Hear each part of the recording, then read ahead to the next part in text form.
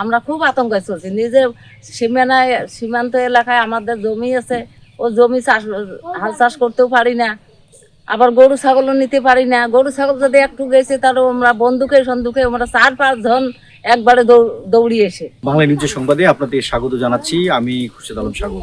দর্শক, আমরা এই মুহূর্তে রয়েছি লালমনিরহাটের হাতীবান্ধা উপজেলার গোতামারি ইউনিয়নের আমঝোল সীমান্তে। পিছনে আপনি দেখছেন যে এই সীমান্তের এই কাঁটাতারের বেড়ার গেট কেটে কিন্তু গেট খুলে দিয়ে কিন্তু গেল রাত্রে কিন্তু 12 জনকে পুশিনের একটা চেষ্টা করেছে ভারতীয় সীমান্তরক্ষী বাহিনী বিএসএফ। আমরা যেমনটি জেনেছি স্থানীয়দের কাছ থেকে যে সন্ধ্যার পরেই কিন্তু তারা কয়েকটি গাড়িতে করে লোকজনকে নিয়ে এসে সেই গাড়িগুলোতে কিন্তু আলো ছিল না, সেই সময় সার্চ লাইটের যে আলো সেটিও কিন্তু নিভিয়ে দেওয়া হয়েছে। আর যখনই আলো নিভিয়ে দেওয়া হয়েছে তখন কিন্তু গ্রামবাসী বুঝতে পেরেছে যে পুশিনের চেষ্টা করতে পারে বিএসএফ। তখন কিন্তু গ্রামবাসী এবং বিজেপি কঠোরভাবে বিভিন্নভাবে আলো জ্বালিয়ে কিন্তু একটা প্রতিবাদ জানিয়েছে এবং কঠোর অবস্থান যখন নিয়েছে তখন কিন্তু একটা পর্যায়ে গিয়ে কিন্তু বিএসএফ তাদেরকে সরিয়ে নিতে বাধ্য হয়েছে। তারপরে কিন্তু সন্ধ্যা 7টা থেকে কিন্তু সেই সার্চ লাইট রাত 11টা পর্যন্তই কিন্তু বন্ধ ছিল। আর এই সীমান্তে বারবার এই যে ভারতীয় আগ্রাসনের কারণে কিন্তু সীমান্তে এক ধরনের একটা আতঙ্ক তৈরি হয়েছে।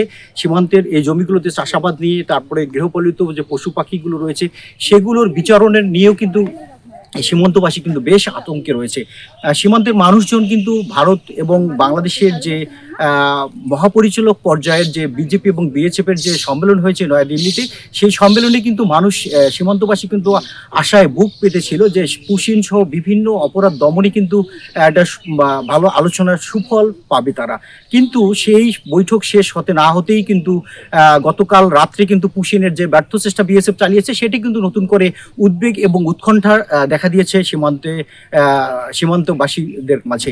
আপনাদেরকে একটি জিনিস জানিয়ে দেখাতে চাই যে কাঁটাতারের বেড়া যেটি কিন্তু এই ভারত সীমান্তে রয়েছে, আর বাংলাদেশ লালমনিরহাটে কিন্তু মোটামুটি 29 কিলোমিটার পথ রয়েছে যেখানে কোনো কাঁটাতারের বেড়া নেই। সেই জায়গাগুলো দিয়ে কিন্তু পুশিন করে। আর এখানে গেল রাতে যে পুশিনটা করেছে সেখানে কিন্তু এখানকার যে কাঁটাতারের বেড়া, সেই কাঁটাতারের বেড়ায় তারা কিছু কিছু জায়গায় কিন্তু গেট রেখেছিল, সেই গেট দিয়ে কিন্তু তারা পুশিনের চেষ্টা করেছে। আমরা কথা বলেছি এখানকার গ্রামের সাধারণ মানুষজনের কাছ থেকে। তারা এই যে নোম্যান্স ল্যান্ডের পাশে যে বাংলাদেশের অংশের যে জমিগুলো রয়েছে সেই জমিগুলো চাষাবাদ নিয়ে কিন্তু অনেকটা উদ্বেগ উৎকণ্ঠা কিন্তু তাদের মাঝে রয়েছে। আর সীমান্তে মানুষ কিন্তু রাত জেগে কিন্তু পাহারা দিচ্ছে, আমরা যতটুকু জানতে পেরেছি। আমরা এখন কথা বলবো এখানকার স্থানীয় একজন মানুষের সঙ্গে। কেমন চলছে আপনাদের সমস্যা? এই যে প্রতিদিন পুশিং করছে, আপনাদের কি আতঙ্ক চলছে? হ্যাঁ, আতঙ্ক চলছে বাবা, আমরা অনেক আতঙ্কই আছি। আমরা নিজেও মনে করো খাইতেও পারি না, ঘুমাইতেও পারি না, গরু ছাগলও নিতে পারি না।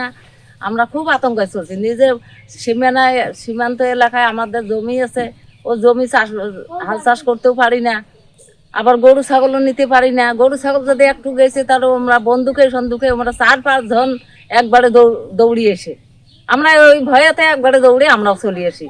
এখন কালকে রাত্রে যে আমাদের গ্রামের লোক মাছ মারতে গেছে, সন্ধ্যাবেলা মাগরিবের নামাজের সময় মাছ মারতে গেছে, দেখে সন্ধ্যাবেলা ও ছাঁচলাট আছে, ও লাইট বন্ধ করছে, আবার বন্ধ করিয়া গাড়ি নিয়ে আসছে। ও গাড়িরও আলো নাই তো আমাদের লোক কয় যে এই লাইট বন্ধ করে তো আমাদের দিকে লোক পাঠায় দেয়, আমাদের বিজেপি তো বলতেছে। তখন কি করছে ওরা, তখন ওই আমাদের বিএসএফ ফোন করছে, আমার পাবলিকে মনে করো স্থানীয় লোক আমার নিয়ে সবাই মিলে একেবারে দৌড়ি গেছে, চিল্লিয়ে। এখন যেমনটি আসলে শুনছিলেন যে আসলে সীমান্তে মানুষ কিন্তু বেশ আতঙ্কিত রয়েছে। সীমান্তে প্রতিদিন কিন্তু যে পুশিনের যে একটা আতঙ্ক সেটি কিন্তু বিরাজ করছে। আমরা যেমনটি জানতে পেরেছি যে এখানকার মানুষজন কিন্তু রাত্রেও কিন্তু ঘুমাতে পারছেন না, তারা রাত জেগে কিন্তু সীমান্তে পাহারা দিচ্ছেন বর্ডার গার্ড বাংলাদেশ বিজিবির সঙ্গে।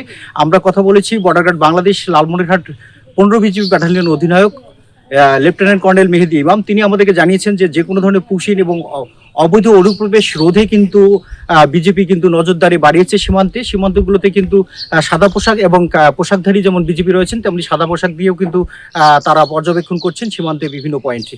এই ছিল লালমনিরহাট থেকে সীমান্তে পুশিনের সর্বশেষ খবরাখবর।